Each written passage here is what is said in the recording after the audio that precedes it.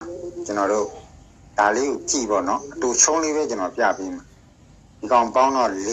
၄တလုံးမှတ်ထားဒီကောင်ပေါင်းရင်2ဒီ2ရဲ့6ရဲ့ပေါင်းတော့8နော်4 2 8နော်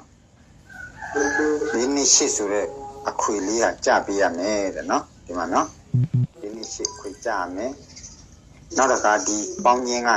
6ဒီကောင်ပေါင်းတော့2ဒီကောင်6ရဲ့5ရဲ့ပေါင်းတော့1 6နှစ်1ပေါ့နော်6နှစ်1ဆိုတဲ့အခွေကဒီမှာကြမယ်တဲ့နော်6နှစ်1ခွေပြီး6ဒီမှာဆိုရင်လည်းကျွန်တော်တို့ဒီကောင်ပေါင်းခြင်းက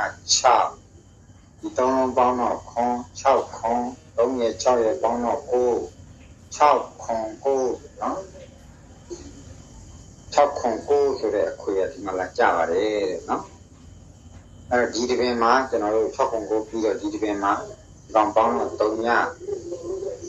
6 3ည6 8နော်ဘုံမှာတစ်ချက်ရေးပြပါအောင်အခွေကဘာဖြစ်လဲ9ရဲ့ပေါင်းရင်3ည6 5 5 6 8 3ညပေါင်းတော့8 3ည6 8အဲ့ဒီအခွေလာမယ်နော်တို့ခေါ်သွားတဲ့တရားတွေ9တလုံး9တလုံးနော်ဒီမှာကျွန်တော်တို့ဆောက်ကြ9တလုံးနော်အဲ့ဒီမှာကျွန်တော်တို့ကပရိသာမထွက်ရပါဝါထွက်မယ်တိုင်းပါဝါထွက်မယ်အပူလေနော်ပါဝါကိုအပူဒီမှာ3လုံးတန်းသွားပြီဒီ3လုံးတန်းကိုကျွန်တော်ရှင်းပြမယ်နော်ဒီ3လုံးတန်းမှာ5 3လုံးတန်း5ပေါင်းရင်3ည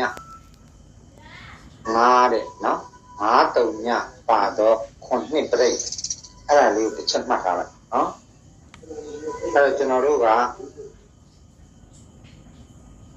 ဒီမှာနော်ဒါလေးကိုကျွန်တော်ပြမယ်ကောင်ပေါင်းရင်းကတိကြမယ်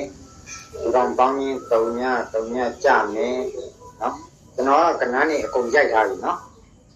ဒါမဲ့ပွဲလဲအောင်ပါပါနော်ဒီက38တားကြီးကျန်လာမယ်နော်အကုန်လုံးချိန်ထားတယ်ကောင်ပေါင်းရင်း3ညဒီ3ညဒီ3ည5ဒီ